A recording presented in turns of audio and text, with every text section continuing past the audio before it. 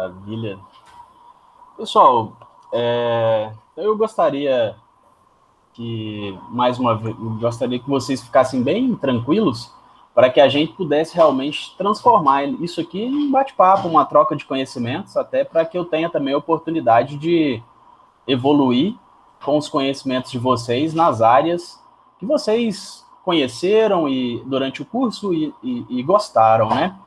Então, a minha ideia hoje, né, é trazer para vocês, trazer para a gente, na verdade, um tema que ele, apesar de ser acadêmico, não tem muitas oportunidades de ser abordado, mas que é fundamental para a vida profissional de todo engenheiro florestal, né? Então, o tema hoje que eu gostaria de conversar com vocês é a sinergia entre a propagação florestal e o melhoramento florestal. E o impacto dessa sinergia, desses conhecimentos, dessas ferramentas da propagação e as ferramentas do melhoramento dentro da competitividade do setor florestal nacional. E ainda abordar alguns temas aí para aqueles que pretendem empreender como empresários, né, ou empreender também na vida como um colaborador de uma empresa de base florestal ou até mesmo um cientista empreendedor, que é trazendo um pouco sobre a automação desse processo, como que isso acontece, essa relação entre o melhoramento e como que vocês devem lidar com pessoas, né?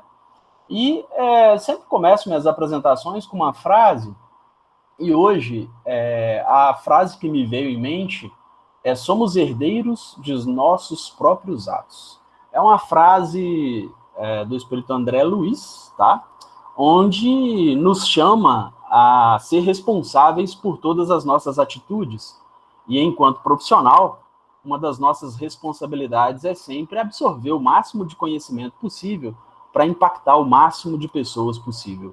Ainda mais nós, tendo essa graça de estudar em uma escola pública de qualidade, que é uma universidade federal. Então, nós temos mais ainda a obrigação de impactar as pessoas ao nosso redor com esse conhecimento que nos é transmitido pelos professores e pela vida acadêmica, né? Então, nós vamos fazer o seguinte aqui. Nós vamos passar aqui para a apresentação. Meu nome é Alex Ferreira de Freitas. Eu sou hoje, estou finalizando o doutorado em ciência florestal aqui na Universidade de Viçosa e participo hoje de 3 grupos de pesquisa: o GSC, o Genflor e o Inovação Florestal. O GSC é um grupo coordenado pelo professor Luiz Xavier e o tema de estudo lá é o grupo de pesquisa em civicultura clonal.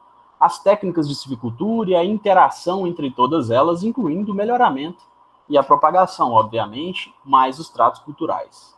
O Genflor é um grupo coordenado, assim como a Inovação Florestal, pelo professor Gleison dos Santos. O foco do Genflor é o melhoramento, a inovação tecnológica voltada ao melhoramento, né? E a Inovação Florestal trabalha a forma de se fazer inovação, mas também a forma de se valorizar as inovações florestais. E hoje eu atuo também como pesquisador da Sociedade de Investigações Florestais, a CIF, onde a gente atua em alguns projetos que eu vou mostrar para vocês aqui. E também sou empreendedor. Eu sou diretor-geral da Actus, Planejamento e Gestão de Viveiros Florestais, onde nós trabalhamos essa startup num contexto mais biotecnológico, voltado ao planejamento e à gestão de viveiros florestais. Bom, vou mostrar um pouquinho para vocês da nossa universidade, né? Eu estou doutorando aqui no Departamento de Engenharia Florestal da Universidade Federal de Viçosa. Nosso camping, nosso departamento aqui fica no município de Viçosa, o Departamento de Engenharia Florestal.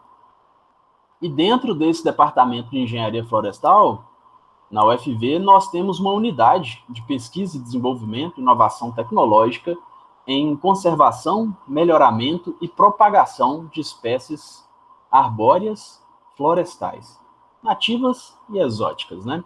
Essa é uma visão do nosso viveiro de pesquisas florestais, são 3 hectares de área, onde a gente tem aí algumas estruturas voltadas ao melhoramento, que a gente vai poder conversar, né? E essa aqui é uma visão mais aérea do nosso viveiro, né?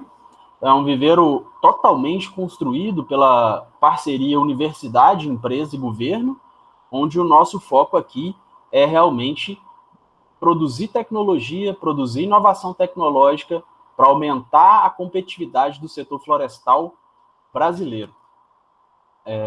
E também trabalhar aí o contexto da conservação genética voltada a espécies nativas e também a produção de produtos florestais, madeireiros e não madeireiros, de espécies de madeiras nobres, consideradas nobres, sejam exóticas ou nativas.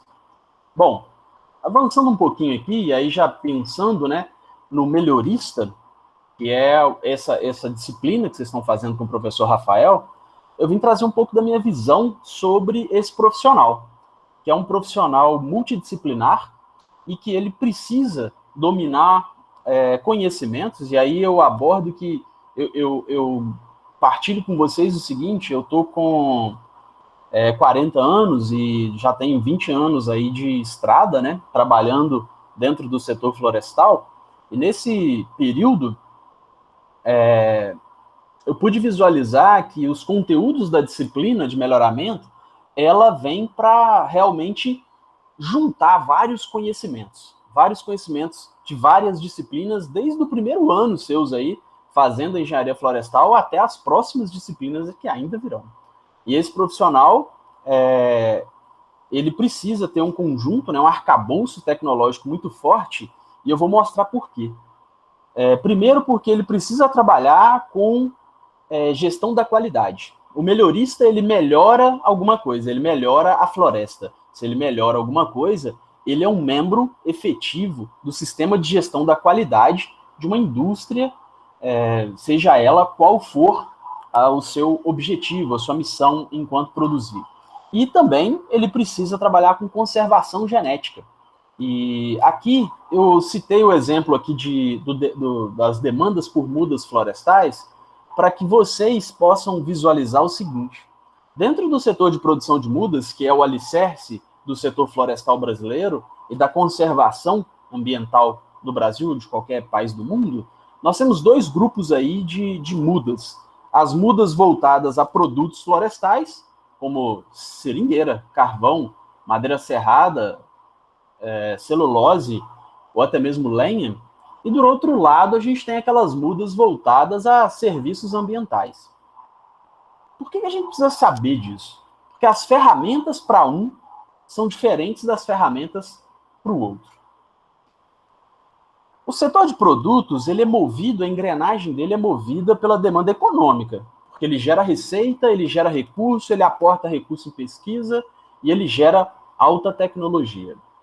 Até pouco tempo atrás, 5 anos atrás, o setor por mudas voltadas a serviços, e aí a gente está falando em restauração florestal, principalmente, né?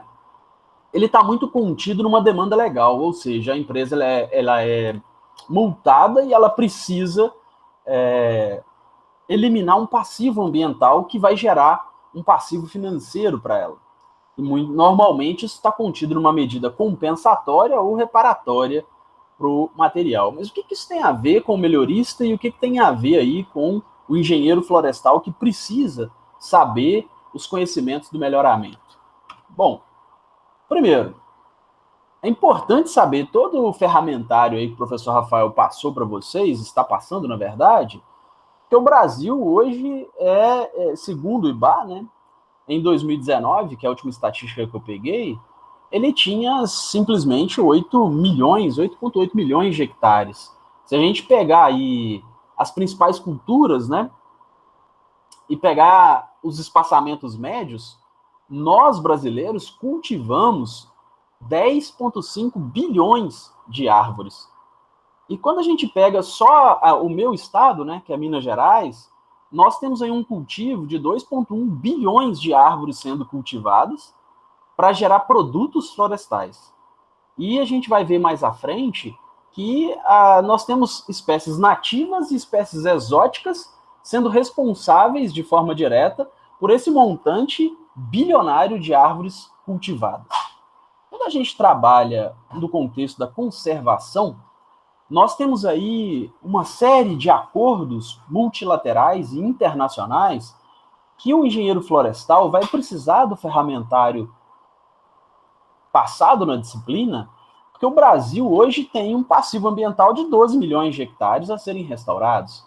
E essa conta, né, eu discuto isso em outros temas, né, mas de forma rápida, se a gente pegar aí 50% de área de regeneração, 25% para fazer semeadura direta, e pensar em 25% dessa área do passivo ambiental brasileiro declarado na ONU, no Acordo de Paris, de 2015, e ratificado depois, e pouco tempo agora, nosso presidente estava lá, mais uma vez ratificando que vai ser exequível, né, esse passivo ambiental.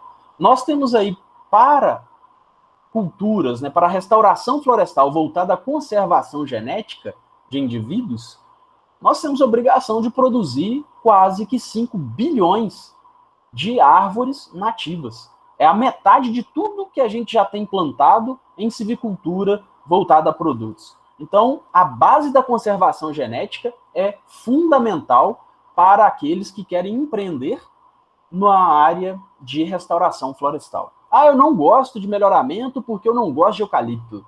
Eu já escutei isso muitas vezes em várias aulas que eu tive a oportunidade de dar em diversas universidades.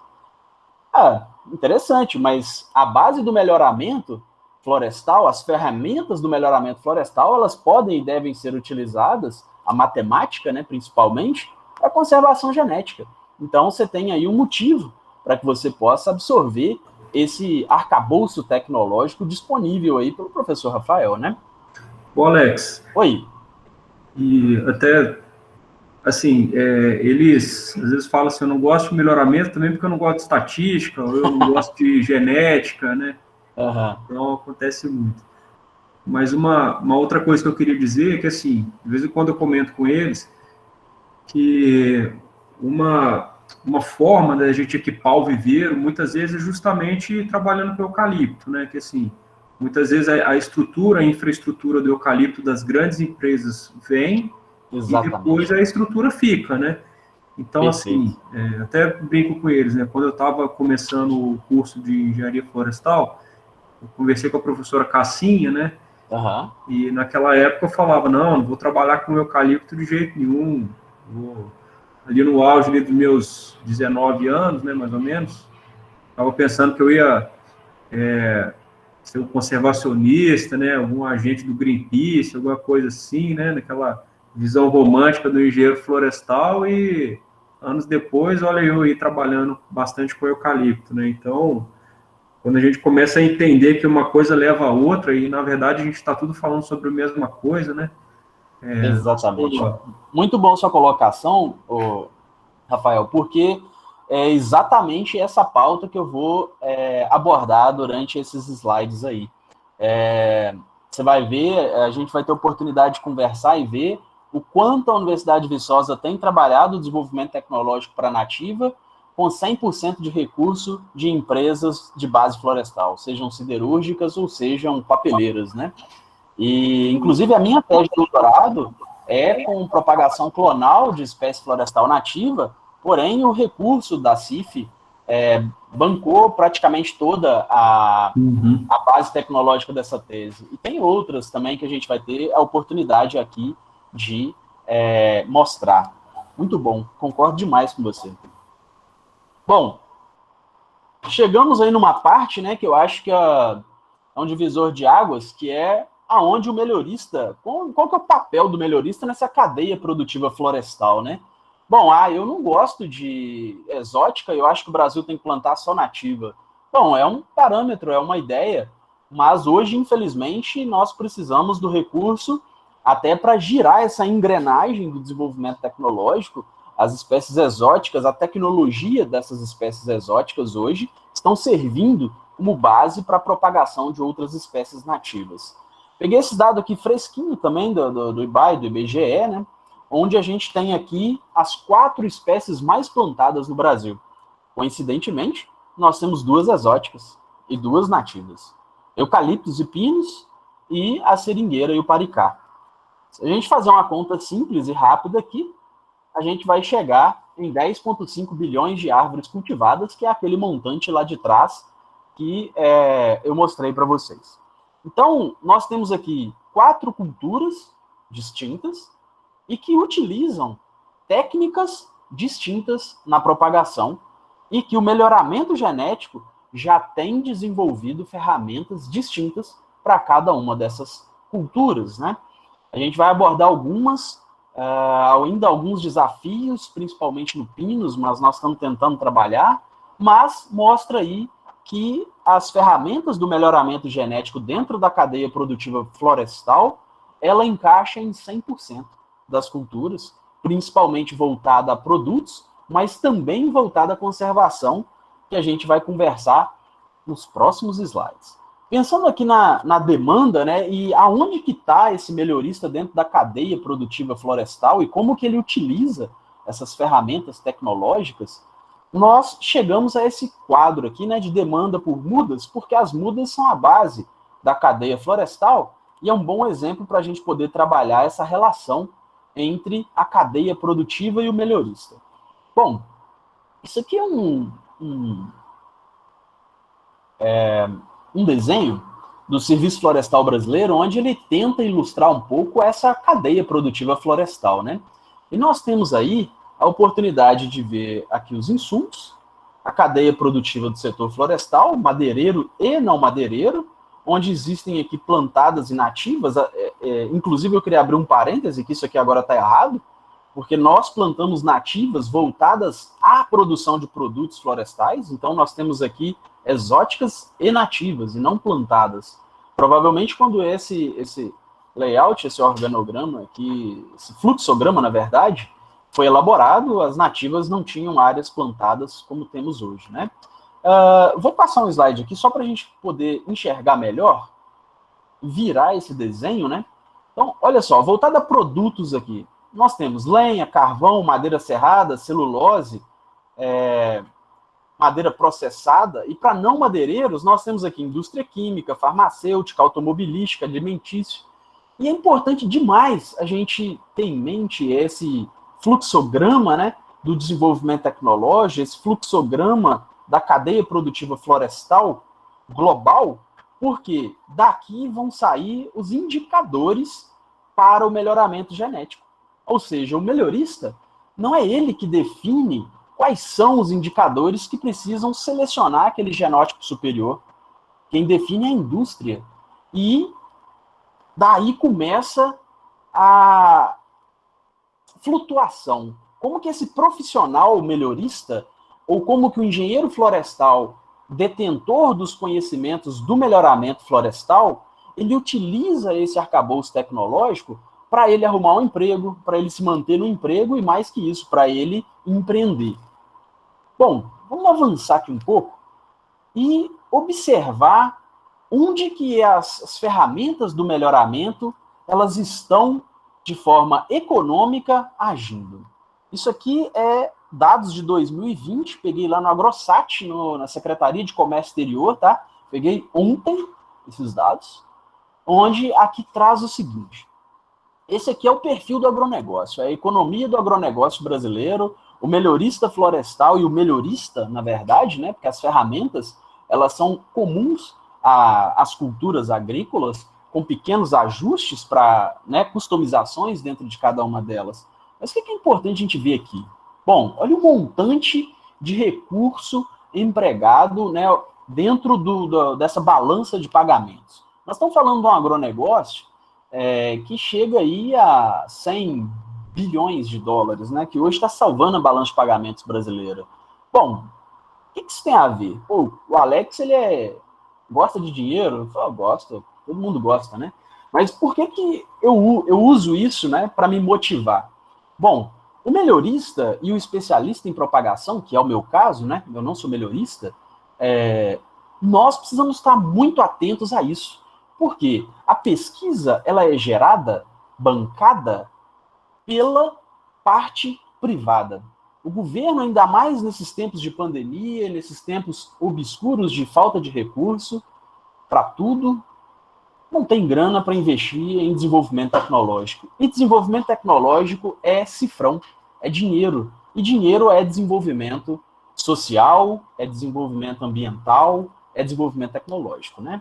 Então aqui, ó, marcados em vermelho, todas as culturas, de forma bem direta, que são arbóreas, né? Ou até mesmo nem arbóreas são, mas elas são culturas agrícolas, todas elas precisam da ferramenta do melhoramento genético e das ferramentas da propagação. É um nicho de mercado gigantesco, gigantesco, onde a gente tem um recurso financeiro que ele cria um círculo virtuoso de desenvolvimento tecnológico.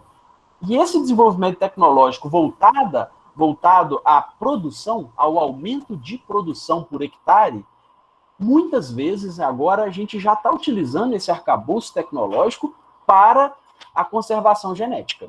Também para a conservação genética. Então é muito relevante a economia gerada o impacto econômico gerado pelas tecnologias de melhoramento florestal e agroflorestal, né?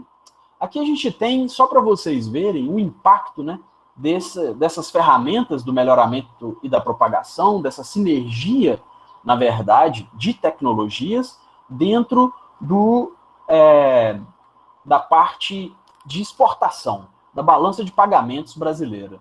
Pensando aqui, olha para vocês verem em parte de celulose. Nós temos 18 produtos de celulose que são exportados, borracha, papel, nós temos mais de 263 papéis exportados, que geram receita e geram tecnologia, geram renda.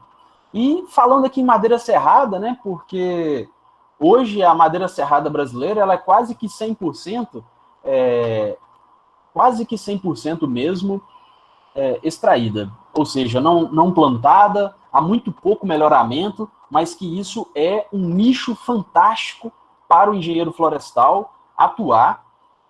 Então, chamando a atenção aqui, olha só, madeiras exportadas, cedro, ipê, pau-marfim, louro, outras madeiras tropicais, enfim, nós temos aqui uma série de espécies florestais com muito pouco conhecimento e com um potencial de estudo e de empreender nisso muito grande.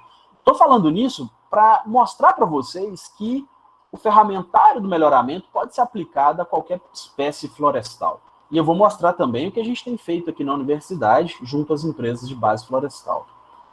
Eu quero trabalhar com produtos não madeireiros. Eu não quero trabalhar com madeira, eu acho que eu não quero. Eu quero produtos florestais não madeireiros. Bom, peguei isso aqui no PEVS, né, que é o portal do extrativismo. Vejam que legal.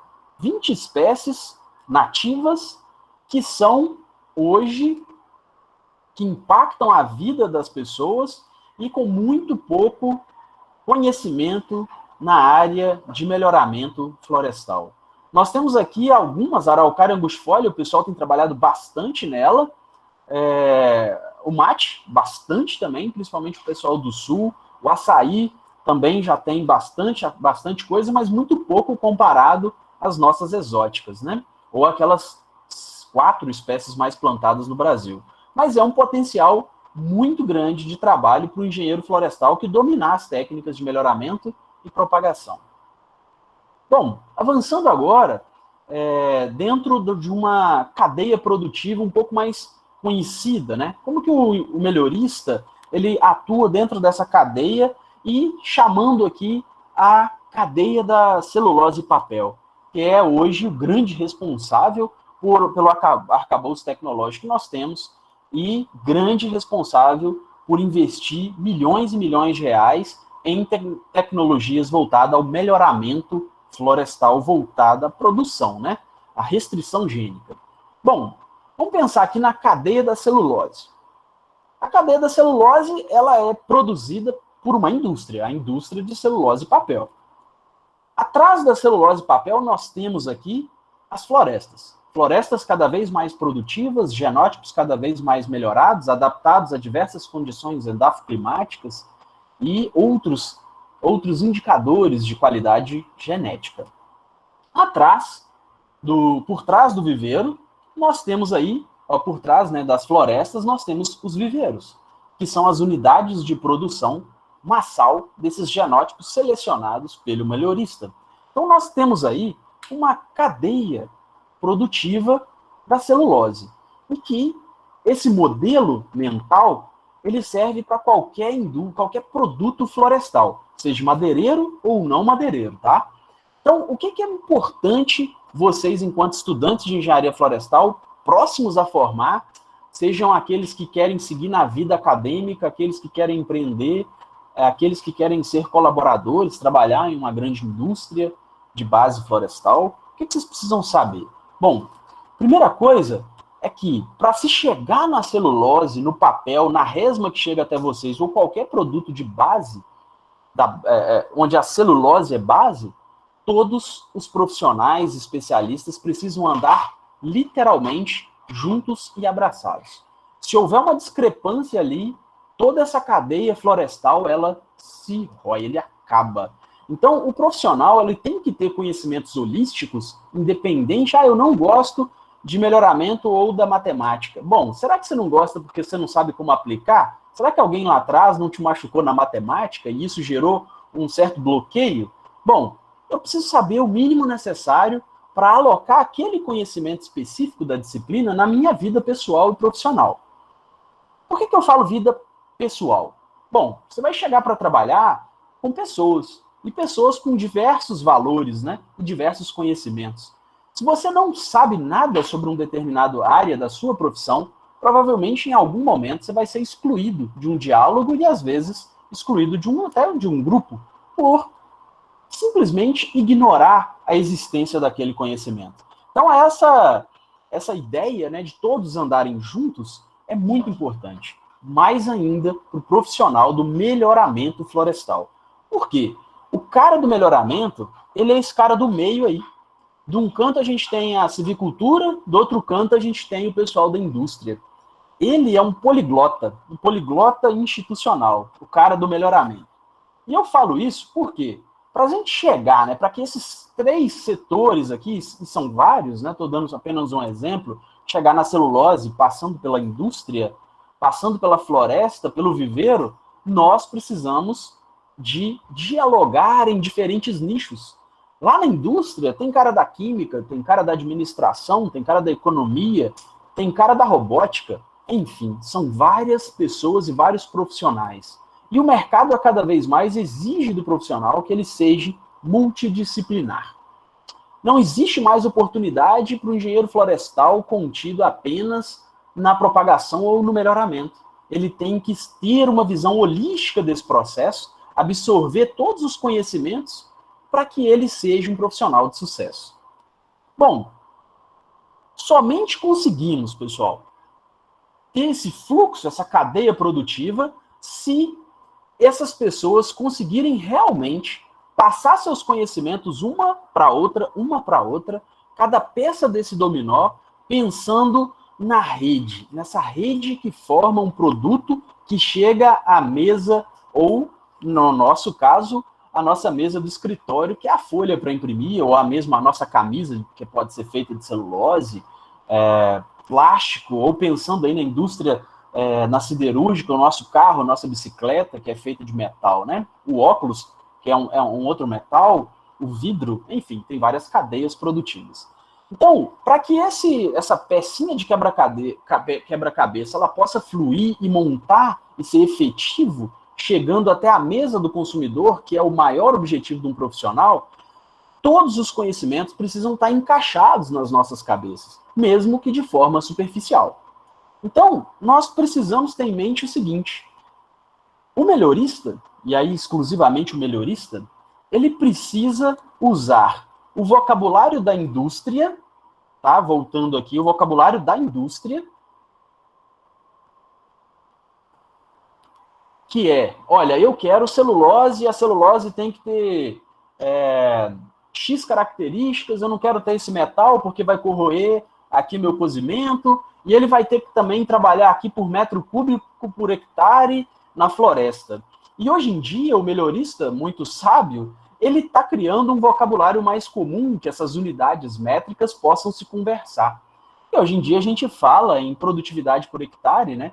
Quanto eu produzo de celulose por hectare? Então a gente começa a converter valores. Porque o cara da indústria ele tem um vocabulário, o civicultor ali, o engenheiro florestal voltado a produto, a colheita também, que é outra área ali dentro, mas vamos colocar tudo dentro da civicultura para facilitar a nossa conversa. O melhorista ele precisa ter a maleabilidade de saber conversar com o cara da indústria, mas também saber conversar com o silvicultor e também conversar com o cara do viveiro. Porque é ele o responsável por fazer fluir essa cadeia da informação dentro da indústria florestal. E aí eu vou usar um exemplo, pessoal, que é a sinergia entre o melhorista e o gestor de viveiros. Bom, vamos pensar aqui no melhorista como essa senhora, que é aqui a telefonista, né, e o gestor aqui da unidade de produção é aquela senhora ali que fica emendando aqueles fios ali. O gestor de viveiro, ele vai conversar com seus fornecedores de insumo, com o cara do melhoramento que vai mandar qual que é o genótipo que precisa ser plantado, ele vai conversar com o cara da civicultura que vai plantar, o cara da colheita também está ali sentadinho, só que o melhorista ele não pode ficar sentado. O melhorista ele precisa ir lá na fábrica, saber o que a fábrica precisa, voltar no cara da civicultura, no cara do inventário para saber quanto de madeira está produzindo aquele genótipo que está em fase de melhoramento, sendo comparado com o outro que já existe. E o gestor de viveiro, que é o meu caso, e aí esse diálogo entre, digamos, né, eu e o Rafael, pelas nossas especialidades distintas, nós precisamos ter um diálogo franco e objetivo para que aquela cadeia produtiva ela tenha um fluxo adequado, onde a gente tenha alta produtividade com um produto florestal com o preço mais baixo possível. Então, o melhorista ele precisa ser poliglota, ele tem que conversar com todos os setores, articular entre esses setores, para que todos possamos unir forças sinérgicas para termos uma cadeia independente do produto, tá? Eu só usei a celulose aqui para facilitar a nossa vida, que é uma indústria mais consolidada, né? Avançando, pessoal, e pensando aqui num arcabouço legal, né, tanto para o melhorista quanto o cara da propagação, nós precisamos ter ciência e consciência que tudo isso, e aí pensando em sementes e mudas, existe um arcabouço legal. E aí o profissional, ele precisa ter ciência que o melhorista, o foco dele é produzir genótipos superiores. E a propagação é produzir genótipos superiores, ou conservar famílias ou espécies, né? Para isso, nós temos algumas leis, e caso vocês não tenham oportunidade de ter acesso, eu recomendo que vocês procurem, caso não tenham, eu posso enviar esse documento para vocês. É o novo decreto de dezembro de 2020, que é o decreto 10.586, que substitui aí uma lei lá de 2003, o outro decreto, né? E é o decreto que trata da comercialização de sementes e mudas florestais e de interesse econômico, né? Avançando aqui num outro arcabouço legal e que eu recomendo que vocês tenham em mente, é a Instrução Normativa número 17. Porque toda aquela união entre profissionais ela é baseada em leis. Em leis voltadas à produção e leis voltadas principalmente à parte de direitos autorais, a patentes. Porque existe muito investimento tecnológico para que se tenha um genótipo superior, para que se tenha a conservação de uma espécie. Então, tudo isso nós temos leis. E o Ministério da Agricultura é responsável por homologar essas leis e atualizar. Inclusive, nós estamos passando por uma transição agora. Essa IN 17 de 2017, ela está sendo reconstruída, tá? E vem uma nova legislação agora, onde a gente está tentando participar e melhorar um pouco mais essa legislação para que ela seja um pouco mais operacional. Então, o profissional da engenharia florestal, ele tem que estar atento, sim, a essa tramitação entre setores, a esse diálogo aberto com outros profissionais, mas também tem que estar atento à legislação. Bom, pensando aí no melhorista e no cara do gestor de viveiro, né? Que pode ser o caso de algum de vocês futuramente. Nós temos aí o Registro Nacional de Cultivares e a proteção de cultivares, que eu acredito que é muito importante que vocês tenham em mente isso, para que vocês possam empreender, tanto ter a sua própria empresa, como também empreender enquanto melhorista dentro de uma empresa de base florestal. Se você conhece a estatística, conhece a biologia, a fisiologia, para ser capaz de selecionar um material genético, você também tem que ser capaz de registrar esse material para que você mesmo ou a sua empresa possa usufruir do investimento realizado para chegar até ali. Para isso, nós temos algumas ferramentas, que é o Registro Nacional de Cultivares, que vai registrar esses cultivares para que você tenha direitos autorais sobre ele, você ou a empresa, e ainda você vai precisar da proteção do cultivar, onde você tem o seguinte: você protege o seu cultivar e ele é seu, você tem a patente desse cultivar. Se você quer produzir esse cultivar ou qualquer outro, você precisa registrar junto ao Ministério para que você possa produzir essas mudas. E aí começa um diálogo entre o melhorista e o gestor de produção de mudas. Será que esse genótipo ele está protegido? Bom, vamos olhar. Será que não está protegido? Vamos olhar. E o acesso é pelo Ministério, né, da Agricultura. Mas é importante estarem atentos a esse arcabouço legal. Bom, atualmente, para vocês terem ideia, esses dados aqui é do mês 5 já, né, da agora ainda, só que da primeira semana do mês 5, nós temos hoje 140 clones protegidos no Brasil. Isso significa que esses materiais não podem ser propagados de forma legal sem autorização dos seus detentores. Detentor é a instituição, o CNPJ ou CPF, que tem esse material protegido junto ao Ministério da Agricultura. A empresa que mais tem materiais protegidos é a Suzano, e a segunda, a Aperam. Pessoal, fiquem à vontade aí para me interromper quando vocês desejarem, tá? Avançando aqui. Vocês estão me ouvindo? Sim, sim. Olha, isso aí é uma questão que eu passo de vez em quando aí, passando os slides, né? Aham. De vez em quando eu pergunto se o pessoal está tudo bem, se está tudo certo. Legal. Porque se cair eu não vou nem saber, porque a minha tela está cheia aqui. Não, pois é. Então vamos lá. Estamos aqui, está ótima a palestra. Pensando agora, né, no melhorista e nesse diálogo com o gestor do viveiro, nós temos aí o melhorista tentando resolver vários problemas dessa cadeia produtiva florestal, independente do local, seja no Brasil ou em qualquer país do planeta. Bom, quais são esses desafios, né, os principais desafios, e como que esse diálogo entre o melhorista e o cara da propagação ele é relevante? Bom, o melhoramento ele passa aí, ele tem que estar conectado de forma direta com as técnicas da fitopatologia. Nós precisamos conhecer aí quais são as técnicas de resistência a doenças. Por quê? Nós não queremos selecionar indivíduos que sejam suscetíveis. E aí a gente tem, por exemplo, a Calonectra como um dos principais patógenos no Brasil hoje, né? E aí o melhorista ele tem que estar conectado ou tem que estar ciente das técnicas de melhoramento e tá na equipe dele alguém responsável por essa análise, ou terceirizar esse serviço para alguma universidade ou alguma empresa que julgue incompetente. Mas é impossível fazer melhoramento florestal sem se conhecer as técnicas de resistência à doença. Logo, a fitopatologia chegando aí forte dentro do melhoramento.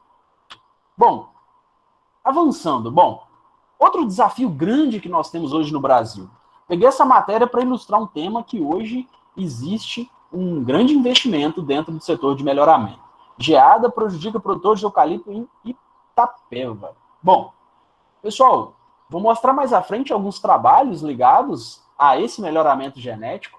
Nossa silvicultura ela cresceu de forma muito rápida enquanto teve áreas boas para expandir. Porém, nós chegamos em um momento que as nossas áreas ótimas, elas estão junto com a agricultura, né, no cultivo de espécies voltadas à alimentação, soja, milho e outras, e temos terras relativamente boas para a silvicultura. Porém, essas áreas estão cada vez menores, a área urbanizada está cada vez crescendo mais, e nós, do setor florestal, estamos chegando numa barreira endafoclimática. E aí a galera do SIG começa a conversar com a gente enquanto melhoramento, né?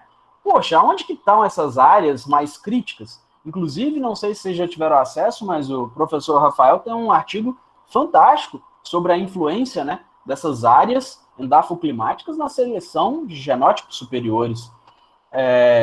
E aí, nós temos, por exemplo, o sul do Brasil com essa barreira. Nós temos lá a Klabin, a CMPC, nós temos a West Rock também como uma das maiores players globais, né, do setor de celulose e papel. Essas empresas têm investido o melhoramento genético voltado à seleção de genótipos e seus híbridos, tá? Entre específicos, voltado à resistência, ou pelo menos a materiais que sejam mais adaptados a essas regiões frias. E aí a gente começa a selecionar espécies, pessoal, voltada a essas regiões mais frias. Nós temos o Eucalyptus globulus, Bentame, Dune, Maidene. Ou seja, nós temos uma série de espécies aí que a gente tem trabalhado o melhoramento para que essa barreira climática fria diminua os riscos e que a gente possa aumentar a nossa produção nessas áreas que ainda é um desafio, pensando nos materiais genéticos que nós selecionamos para regiões tropicais. Mesmo nas regiões tropicais, nós temos áreas de déficit hídrico muito acentuado. O norte de Minas é um problema gravíssimo. Então, a gente tem áreas, mesmo nas regiões tropicais, que a silvicultura ela não adentrava até anos atrás. E aí começa o investimento nesses nichos de mercado que o melhorista precisa ter conhecimentos fisiológicos, entender aquela fisiologia que vocês fazem lá atrás, no começo do curso, começa a fazer falta agora. Por quê? Os conhecimentos fisiológicos, né, celulares, eles começam a fazer falta para o melhorista. Então, o melhorista ele tem que ter esse conhecimento também. Como que funciona o mecanismo de tolerância à seca, as regulações estomáticas da planta? Como que funciona os mecanismos de tolerância à geada, por exemplo? Para que a gente possa selecionar indivíduos, espécies, cruzar essas espécies, criar híbridos, né? E que esse vigor híbrido possa nos ajudar a aumentar a nossa produtividade. Então, de forma bem prática, a gente vai conectando várias pecinhas que a gente vai aprendendo dentro do curso de engenharia florestal. Todas as disciplinas estão ali por um motivo óbvio. Nós vamos precisar delas algum dia. Só que a gente, às vezes, no começo do curso, não tem essa ideia. E falta um pouco da gente prestar um pouco de atenção e saber onde colocar cada pecinha do curso de engenharia florestal. Avançando um pouco mais, nós temos uma barreira agora em gênero. Nós entramos hoje, há alguns anos atrás, né, principalmente aí com investimentos das empresas de siderurgia, dentre elas aí a ArcelorMittal e a Aperam, e depois de um certo tempo também as indústrias papeleiras começaram a investir no melhoramento florestal voltado aos corímbias, que antes eram eucaliptos, né? Nós temos aí o Torreliana, o Citriodora, os seus híbridos, e as outras espécies pertencentes a esse gênero. Bom, poderia aqui ficar uma hora falando de cada ponto desse, mas nós precisamos avançar, porque nós temos, além disso, algumas ações que nós estamos fazendo dentro da UFV para tentar ajudar o país nessa barreira tecnológica que é, por exemplo, a resistência à seca, que foi falado ali atrás. Aqui tem uma matéria, né, da Globo. Projeto UFV pretende produzir eucaliptos com maior tolerância a períodos de seca. Bom, não só isso. Nós precisamos também ter outros desafios, né, que é a recalcitrância ao enraizamento adventício. Isso aqui está contido em espécies subtropicais, tropicais, corímbias, ou seja, nós precisamos reverter esse quadro. Não basta investir milhões de reais dentro do melhoramento, selecionar aquele genótipo que é realmente superior, sendo que o viveiro não consegue multiplicar essas mudas. E hoje, infelizmente, nós temos como um indicador de exclusão de genótipo o enraizamento. Sem enraizar, nós não conseguimos passar para a próxima fase do processo. A gente não consegue sair do teste clonal de parcela única para um teste clonal ampliado, por exemplo. Porque se eu não tenho o material copiado da forma adequada, né, e a clonagem é uma cópia fidedigna, eu não tenho como avançar no processo. E aí nós precisamos desse diálogo entre o melhorista e o gestor da produção. Por quê? Travou? Peraí, vamos tentar resolver esse problema. Não vamos simplesmente descartar esse genótipo, porque o potencial dele é muito grande comparado aos outros em teste. E aí começa o investimento em um novo nicho tecnológico, que são as técnicas de propagação. Mas sempre o melhorista estando atento a esses gargalos. O diálogo franco e objetivo e esse conhecimento do melhorista em relação às técnicas de propagação é fundamental, porque ele precisa saber que nem todos os genótipos vão ser multiplicados de forma idêntica. Cada um tem as suas necessidades específicas, as suas customizações dentro do processo de multiplicação. Só para ter uma ideia aqui... Muito legal você falar isso aí, Alex, que assim, conecta muito com o... A gente conversou aqui sobre o programa de melhoramento, né? Essa questão da clonagem, a dificuldade de clonagem também foi falado. Então, destaco aí, pessoal, os alunos aí. E isso que o Alex está falando agora está bem em sintonia no que a gente conversou poucas aulas atrás, né? Exatamente. Isso é uma barreira hoje, a gente vai mostrar alguns slides à frente, que as empresas já enxergaram que não basta investir milhões no processo de melhoramento, mas precisa desenvolver toda a tecnologia de propagação para mitigar o erro humano e, mais que isso, promover a oportunidade de multiplicação massal daquele genótipo que foi denominado superior pelo melhorista. Essa foto aqui é bem legal, porque eles são subtropicais, tá? Esse é um híbrido de Dune com 90 dias de viveiro. Isso é um lápis número 2, tá? Inteiro. Olha o tamanho desse material. Para que, assim, se você chegasse no viveiro e observasse isso lá, você ia falar, nossa, que muda boa. Mas na hora que foi avaliado o experimento, só tinha calose, não tinha raiz. Então, isso mostra a recalcitrância, a dificuldade de alguns genótipos na formação radicular, na rizogênese. E vamos mostrar um pouquinho mais à frente o que a gente está fazendo para isso, tá? Pensando aqui em algumas ações e resgatando, né, a tolerância à seca, aquele projeto, ele é um projeto de grande impacto em nível global, tá? Porque é um dos maiores projetos, ou o maior projeto do mundo, em termos de recurso e também em termos de sinergia. Olha a quantidade de empresas que estão passando por problemas hídricos e que estão interessados na sinergia. Ou seja, elas estão dando o que elas têm de melhor em relação à tolerância à seca, criando híbridos entre clones ou entre cruzamentos. E aqui a gente está falando de algumas híbridos entre clones mesmo, que já passaram por seca, e entre espécies. Nós estamos falando aqui, por exemplo, do Tereticornis, nós estamos falando aqui do Brassiana, do Pelita, do Camaldulense. Essas espécies e esses clones já testados, alguns e outros não testados, eles estão criando novos genótipos, e esses genótipos estão indo a campo. Nós já temos experimentos que ultrapassaram a casa de 75 mil plantas já, espalhados em diversas partes do Brasil, e todas essas empresas estão disponibilizando recursos e materiais genéticos para tentar mitigar o impacto da seca na produção florestal. E utilizando para isso as técnicas mais avançadas e possíveis da parte de propagação. E um grande diferencial desse projeto, pessoal, é utilizar a base da fisiologia, o entendimento da planta em nível de estômago, em nível de metabolismo, para selecionar indivíduos. Então, todo aquele conhecimento da fisiologia, lá de trás, ela está sendo utilizada hoje para a seleção de genótipos mais tolerantes à escassez hídrica. Aqui é um pouquinho das nossas estruturas, tá? Eu tirei o som dela, só para a gente poder entender melhor. Isso aqui é o nosso indoor, a Ricardo, Gustavo. Isso aqui é uma matéria aqui da UFV, depois que a gente tiver interesse eu posso mandar o link aí, tá no YouTube, mas só para vocês verem um pouco dessa estrutura que foi construída por meio da parceria universidade-empresa.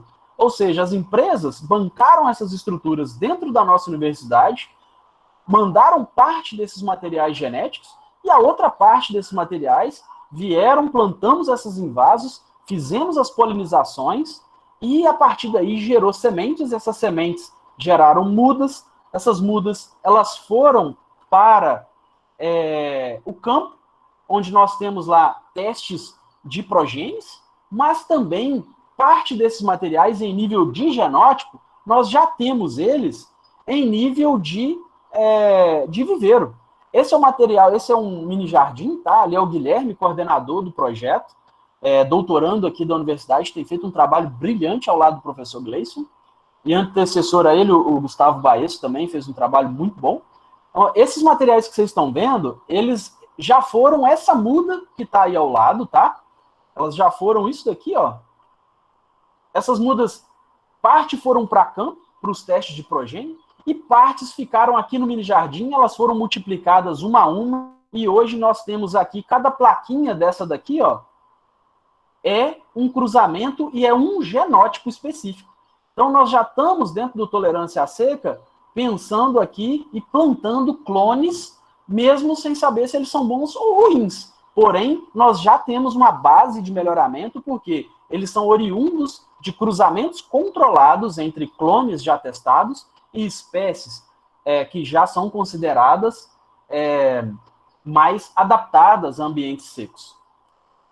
Então, é uma técnica nova que está sendo muito bem aceita pelas empresas e que a gente tem a expectativa aí de adiantar pelo menos 7 anos o processo de melhoramento genético. Aqui é uma foto mais direta, né, dos mini jardins. Vamos falar um pouquinho mais à frente do controle microclimático, esses estufinhos aqui, mas vamos deixar um pouquinho mais à frente. Aqui o pessoal já em campo, ó, esse material já foi plantado, tá? Tem 2 anos de campo, onde nós temos aí materiais sendo medido, inventariado, e a nossa equipe aqui, todos esses 4 são estagiários, tá? Estão aí na campo. Aqui eu acho que é a área da Bracel. Então nós já temos material nesse nível aí, em fase de teste. Esse é o material de teste progênio. Bom, avançando um pouco mais e pensando aí naquela calogênese, né? E também um pouco na sustentabilidade da indústria, né?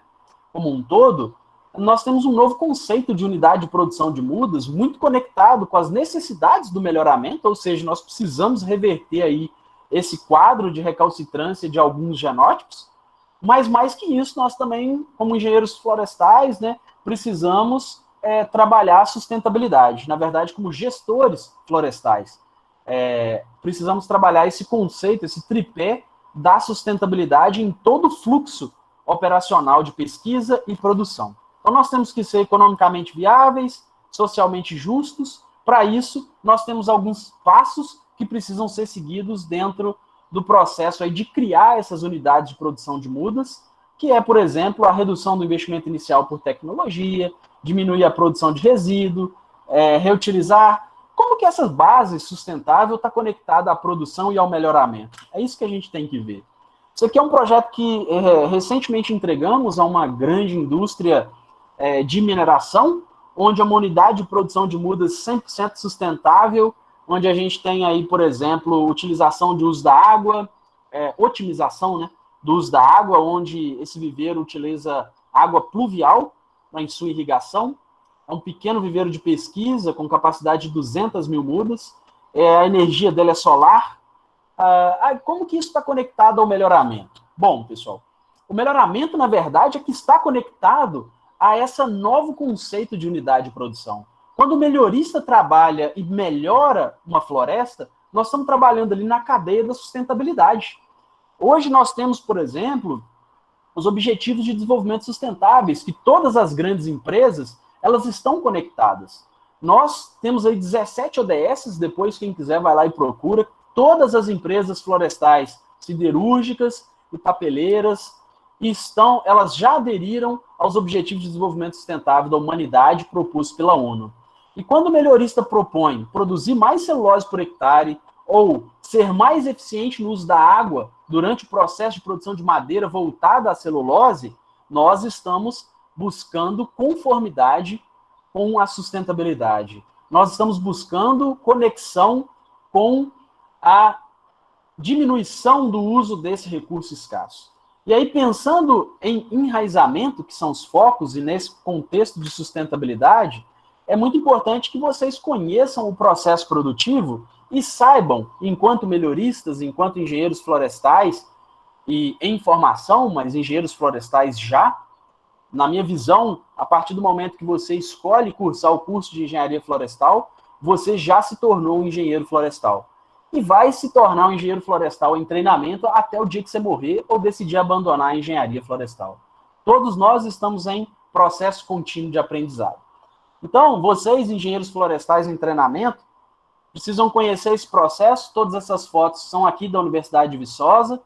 Todos esses recursos, equipamentos e estruturas comprados com recurso privado e utilizados não só para a eucaliptocultura, mas também para a indústria do pinos e de outras espécies nativas, eu vou mostrar para vocês.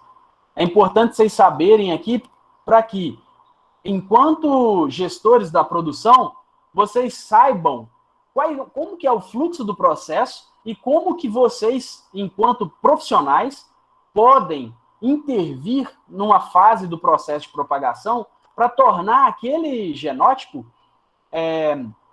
menos recalcitrante, para aumentar o índice de enraizamento daquele genótipo superior. E hoje, nós realmente precisamos trabalhar nesse processo produtivo, porque muitos materiais eles são ainda excluídos pela falta de enraizamento.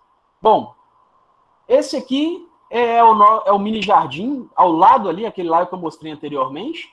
Esse aqui é um projeto em parceria com a empresa West Rock, coordenada pelo GSC, professor Luiz Xavier, foi nosso coordenador nesse projeto. E aqui nós temos materiais subtropicais, tá, pessoal? Híbridos de dune, de bentame, de glóbulos, e também nós temos ali famílias de pinus teda.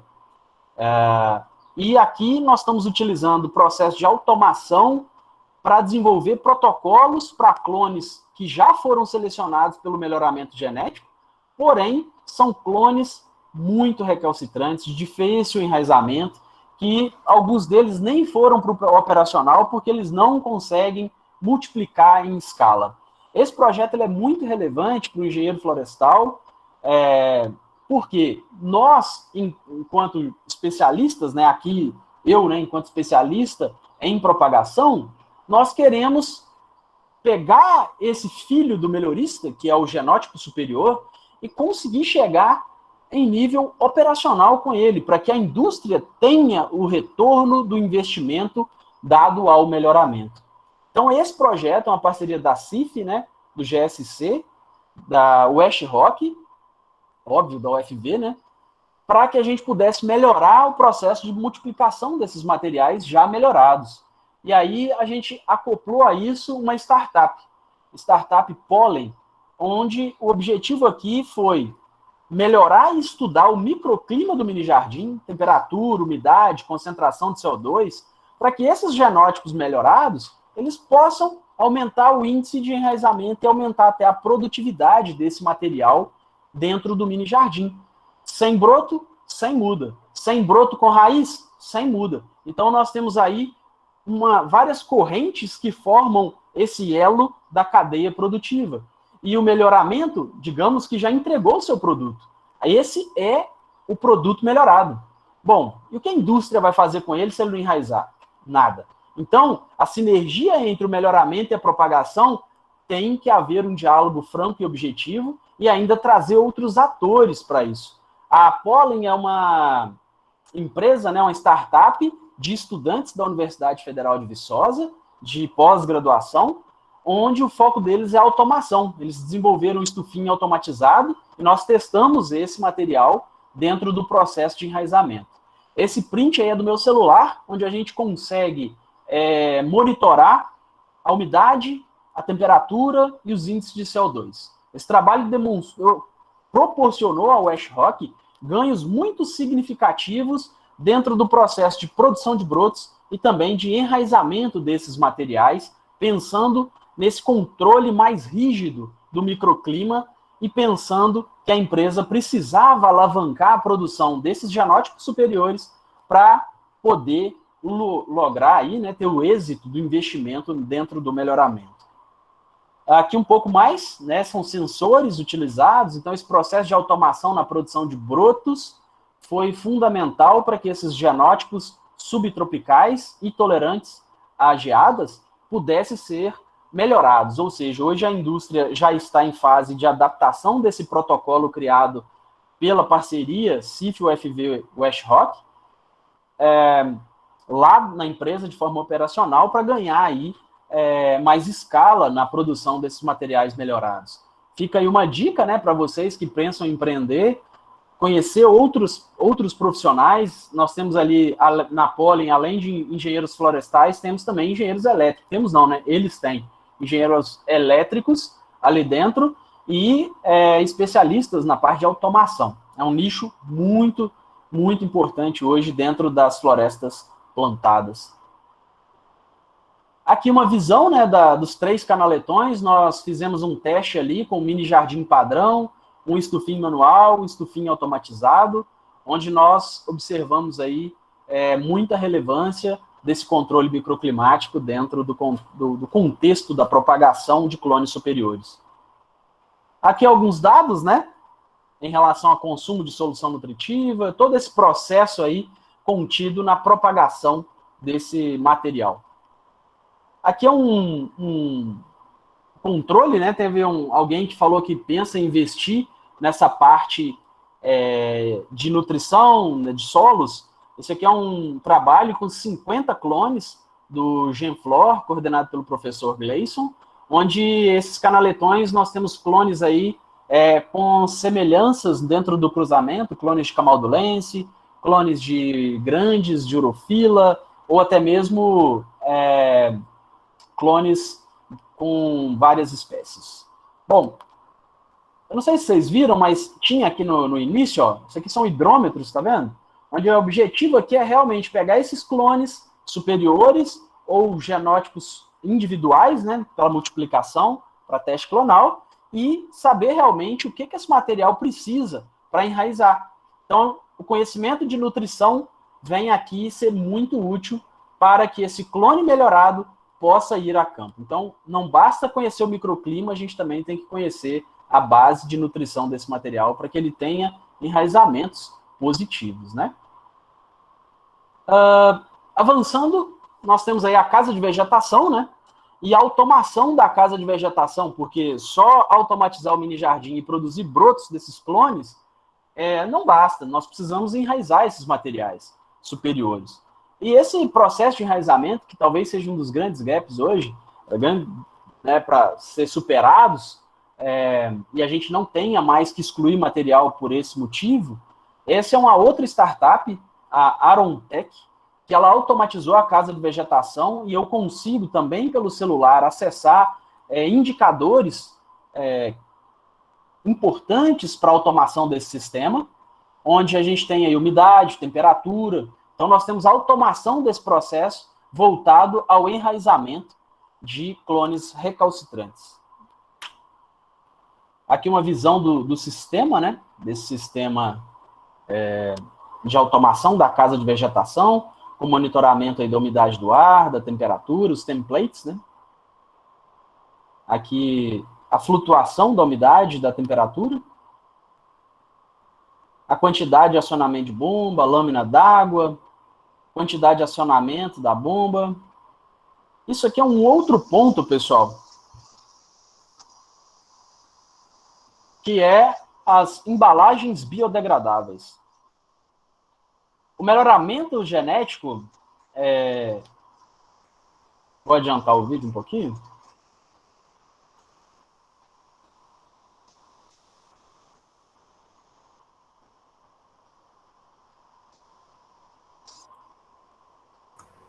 Legal que na aula da semana retrasada eu falei sobre isso, mas eu não tinha o vídeo, né? Eu até falei, isso é legal se tivesse o vídeo aqui. Que bom que você está mostrando aí.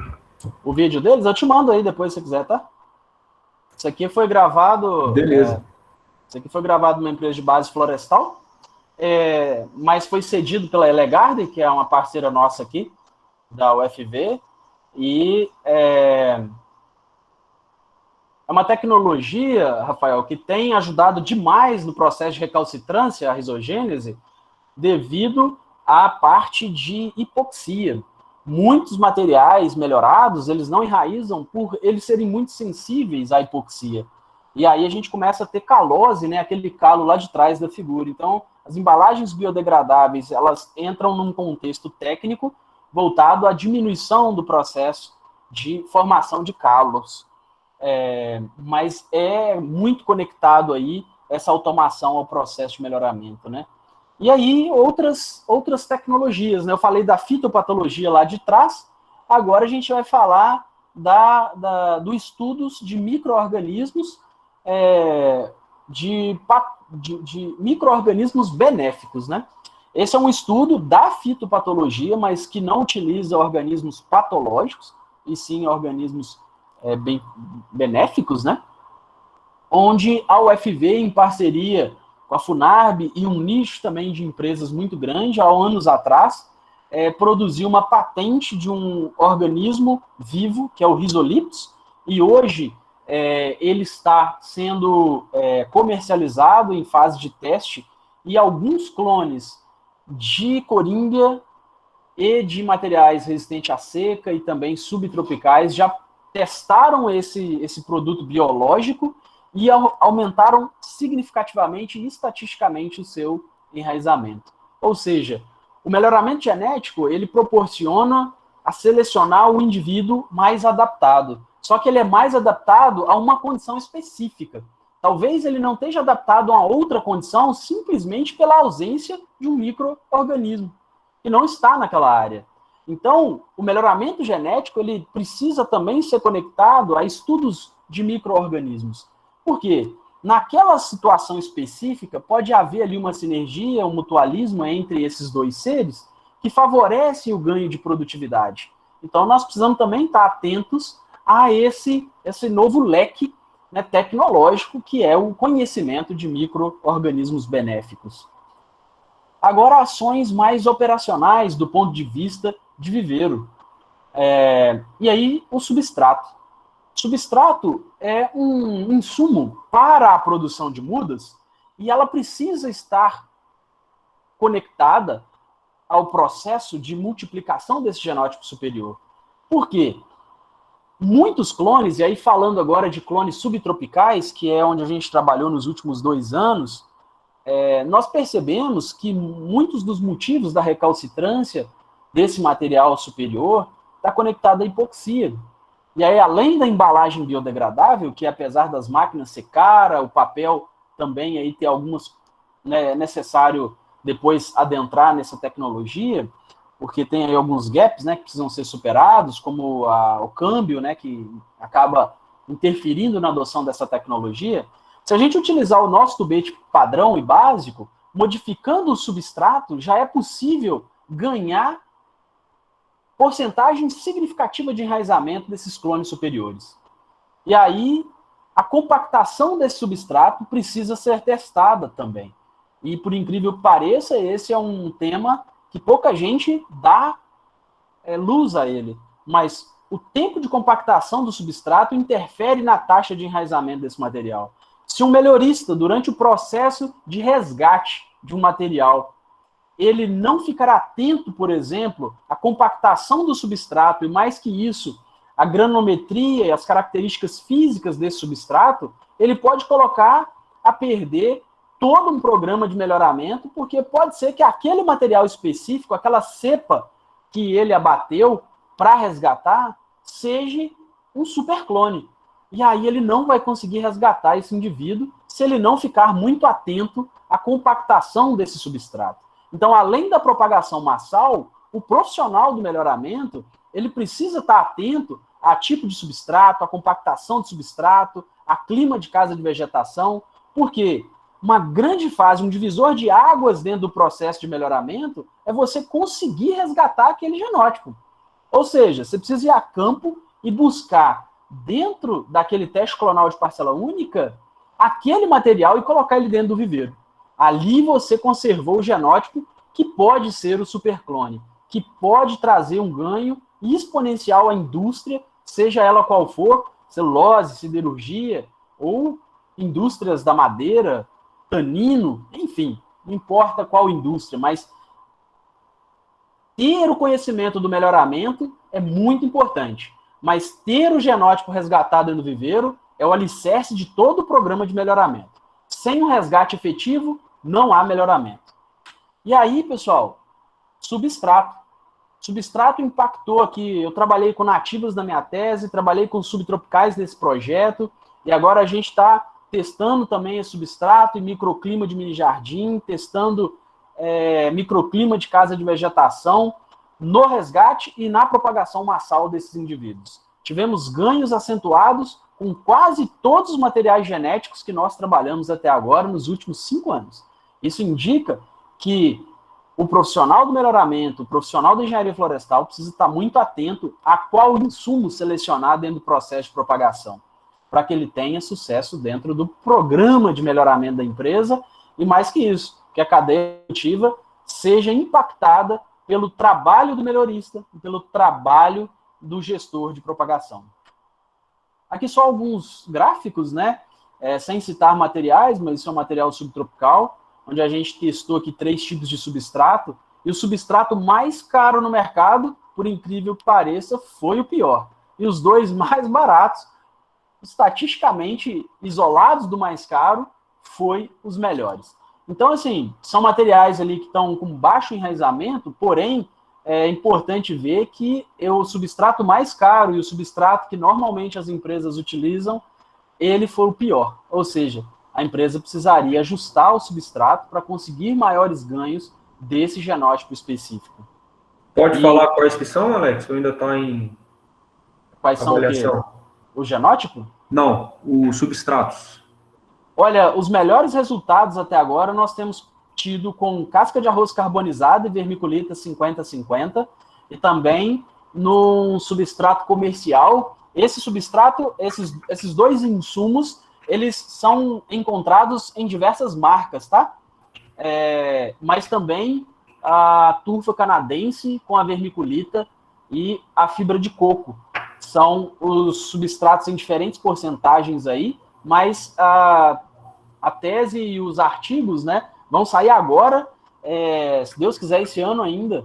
E eu fiquei muito feliz porque, para além do enraizamento, a gente ainda consegue reduzir custo na aquisição de insumo. Uhum. E são insumos brasileiros, nós não precisamos importar. Tem por exemplo, em Goiás, aí, jazidas de vermiculita, ou seja, é um insumo abrangente, né, aí em Goiás. E casca de arroz a gente tem pela cultura de arroz. Hoje o Rio Grande do Sul é o maior produtor, mas existe arroz de sequeiro hoje, quase todos os estados têm plantio de arroz. Uhum. A fibra de coco no litoral é muito normal e barata, né? E aí fica como oportunidade de tentar excluir do processo, né, a turfa canadense para reduzir ainda mais esse custo. Mas normalmente substratos mais aerados para eucaliptos tem sido melhor.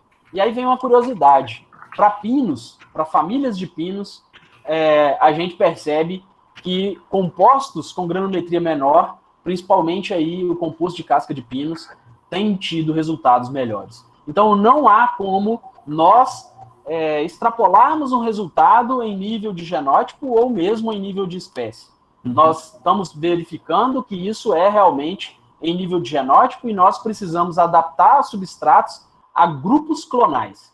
Da mesma forma como nós estamos aí tentando trabalhar o melhoramento dentro da morte súbita, né?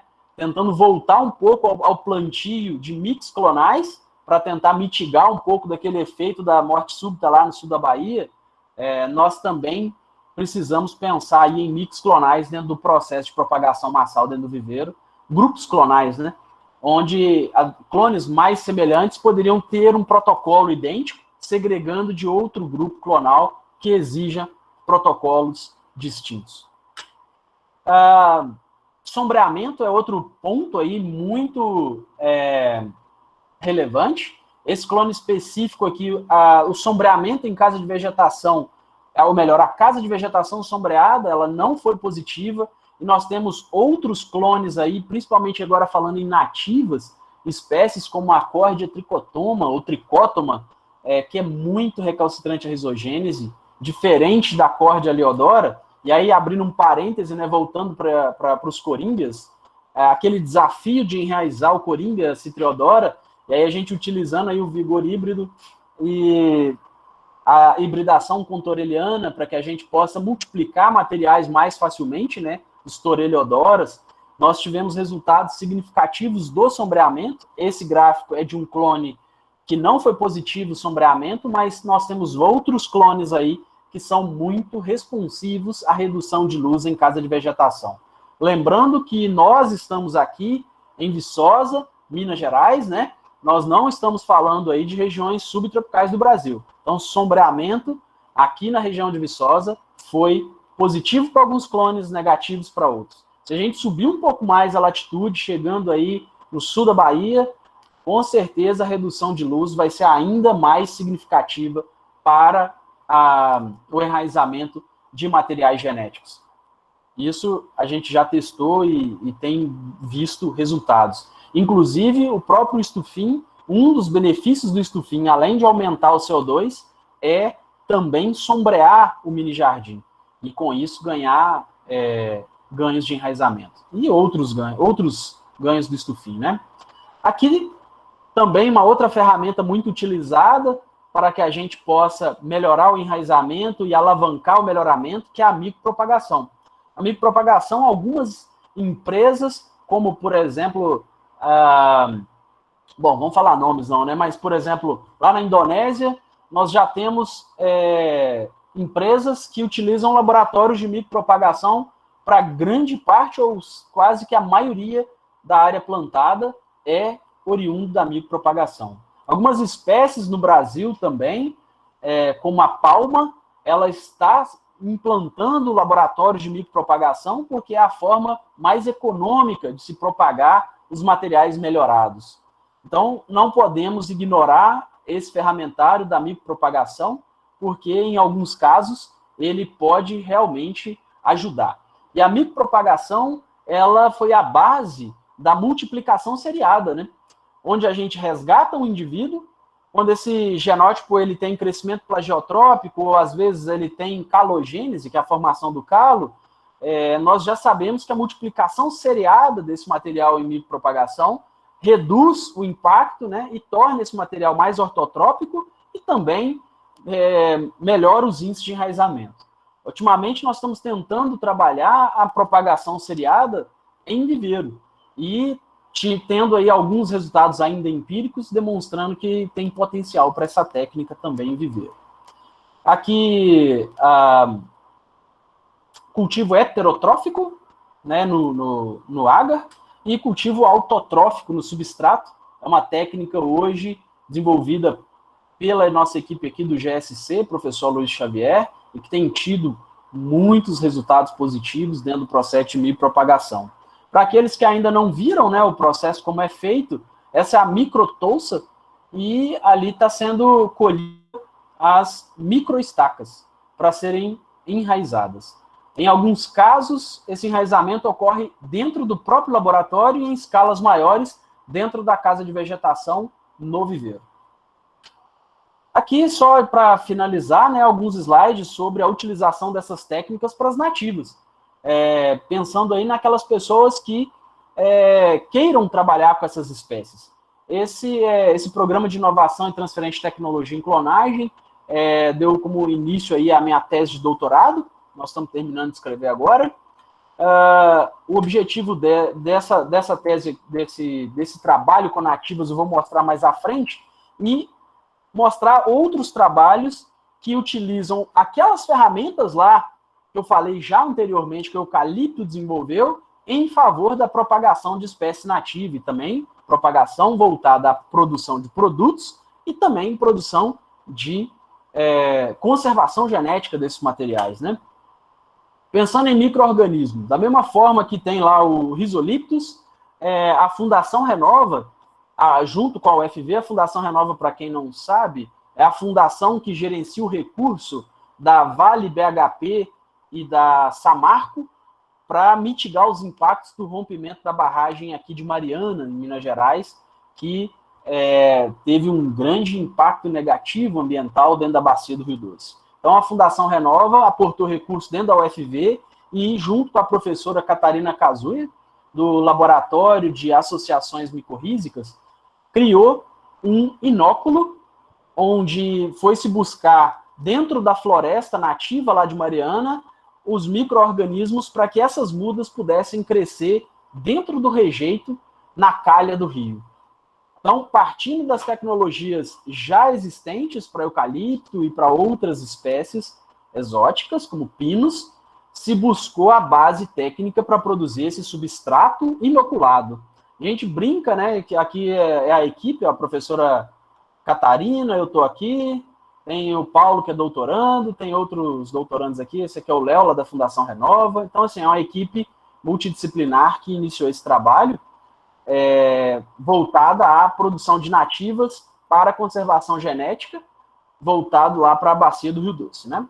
Aqui um outro trabalho de embalagens, essas embalagens para espécie florestal nativa.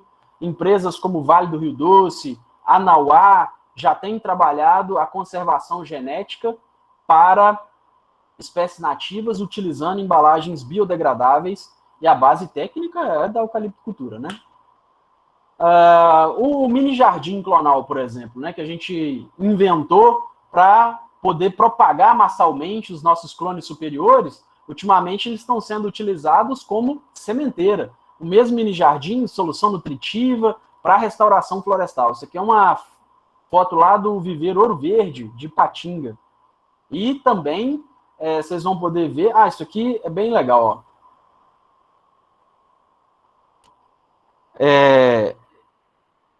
Esse é também um documentário feito aqui na universidade, onde a gente utiliza a mesma estrutura de propagação para conservar geneticamente esses indivíduos, que foi a tese do Guilherme Mendes, né?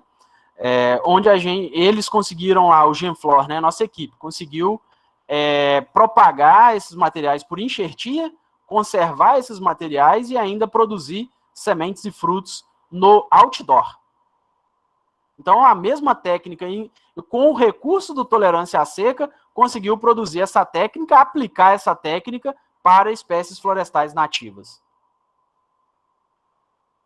Aqui, as embalagens biodegradáveis na prática, Copterra, Anauá e Instituto Terra. O Instituto Terra é aqui em Minas Gerais, é uma ONG voltada à restauração florestal. O Anauá é o maior fornecedor de mudas para Eldorado, Suzano e outras empresas de celulose que utilizam embalagens biodegradáveis. E o mais representativo, Copterra é uma cooperativa do movimento Sem Terra que tem utilizado a propagação voltada à conservação genética para mudas nativas em embalagens biodegradáveis. E, pessoal, quando eu falo de propagação voltada à conservação genética, eu me refiro à ferramenta da conservação genética na hora da colheita da semente, tá? Que é a conservação de genótipos, conservação dos alelos, voltada à base genética da espécie. Ou seja, quantas árvores eu tenho que coletar para que aquele lote de sementes realmente faça seu papel de conservar o genótipo. Por quê? Na restauração florestal, nós não queremos apenas recobrir área, nós queremos conservar o genótipo, conservar as nossas espécies florestais. Então, a base, a ferramenta da conservação genética é fundamentalmente necessária dentro do processo de restauro florestal. Aqui, avançando, né, a casa de vegetação, também utilizando aqui para produção de mudas nativas, tanto produção seminífera, como também produção clonal de mudas nativas. Aqui é o pessoal do Viveiro Ouro Verde fazendo a repicagem no mesmo local que as mudas são estaqueadas.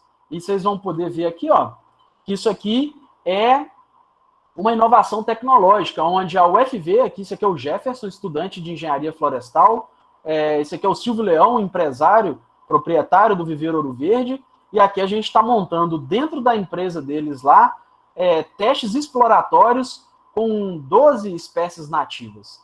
E aqui um mix, né, de espécies, de parceiros, a UFV, o CNPq, o Viveiro Ouro Verde, essa aqui é a startup Actus, né, onde a gente trabalhou lá no Viveiro Ouro Verde a multiplicação desses genótipos de forma assexuada, ou seja, cada indivíduo desse daqui era oriundo de uma semente. Não eram clones melhorados, né? Mas eram cepas seminíferas. A ideia aqui era saber o seguinte: existe a possibilidade de multiplicar essas espécies de forma massal, utilizando mini-estaquia? E a resposta para 100% delas foi sim. Enraizaram de forma muito eficiente, com as técnicas que a gente utilizou. Aqui uma outra técnica voltada ao melhoramento e à conservação genética, que é a enxertia. Essa técnica foi utilizada naquele documentário, lá naquela estufa, no outdoor, né? E aqui é o outdoor, e lá era o indoor, com algumas espécies nativas. Esses materiais aqui e essa técnica, pessoal, ela já está sendo operacionalizada pela empresa Vale lá no rompimento da barragem de Feijão, lá em Brumadinho. Existe uma parceria do Genflor, da UFV e da Vale, onde a equipe do professor Gleison, né, vai até a área e aquelas árvores centenárias que estavam ameaçadas de morte, é recolhida uma amostra desse material e ela é feita a enxertia numa muda seminífera dentro do viveiro e resgatado aquele genótipo de forma total, né? Ou seja, clonada aquela árvore antes que ela possa morrer. Então é uma técnica do melhoramento aplicada e desenvolvida para o melhoramento de eucalipto que é usada aqui. Mas antes do eucalipto também buscou-se essa técnica na fruticultura, né? Então, é uma cultura ajudando a outra no seu desenvolvimento tecnológico. E as técnicas, elas são comuns a várias culturas, voltada à produção, mas também voltada à conservação genética. Olha que fantástico esse IP. Isso aqui é no nosso indoor, né? E já está todos florindo. Hoje mesmo eu gravei lá, tô com a maioria das matrizes floridas. E aqui, voltado também às nativas, né, a parte de gestão da produção, onde se tem desde o controle da semente lá até o controle do processo de produção de mudas, voltado à conservação genética, à restauração florestal. Aqui são projetos da Fundação Renova, que eu participei durante a auditoria, de vários viveiros mobilizados, incluindo aí o MST, Governador Valadares, Viveiro Ouro Verde, onde se tem a efetividade do gestão da produção das mudas, desde a coleta da semente até o plantio dessas mudas em campo, respeitando aí vários indicadores de qualidade do processo produtivo das mudas voltado à conservação genética. Aqui, só para vocês verem essa sinergia acontecendo na prática, nós temos aqui, do nosso lado esquerdo, encontro dos viveiros mobilizados pela Fundação Renova, técnicos da Fundação Renova. Esses viveiros produziram juntos por ano 1.500.000 mudas para restaurar, para montar, né, o processo de restauração das paisagens florestais da Bacia do Rio Doce.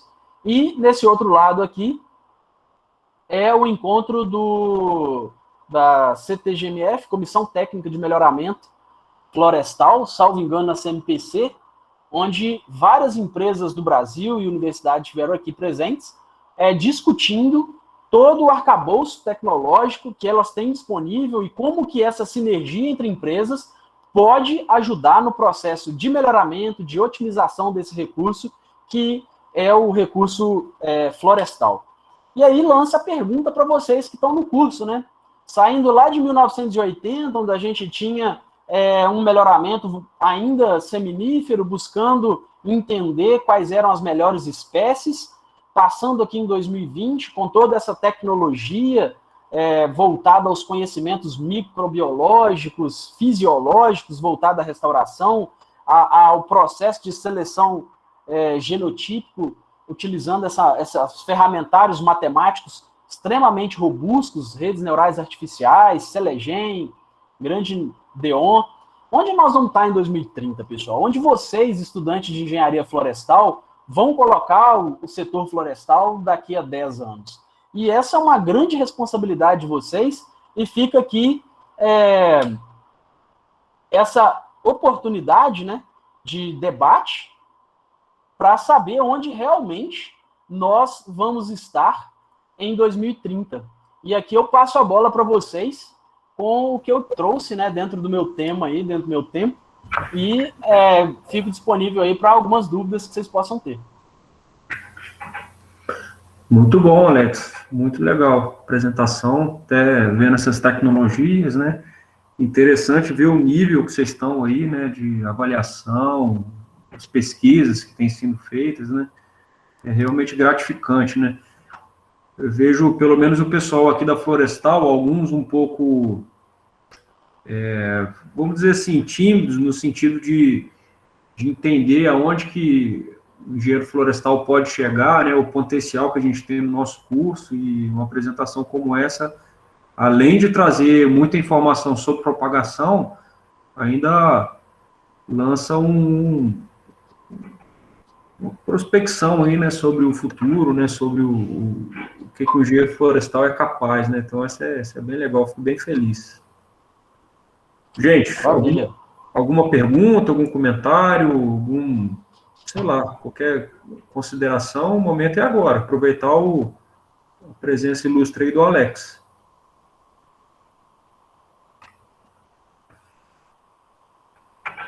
Alguém? O pessoal tá tímido.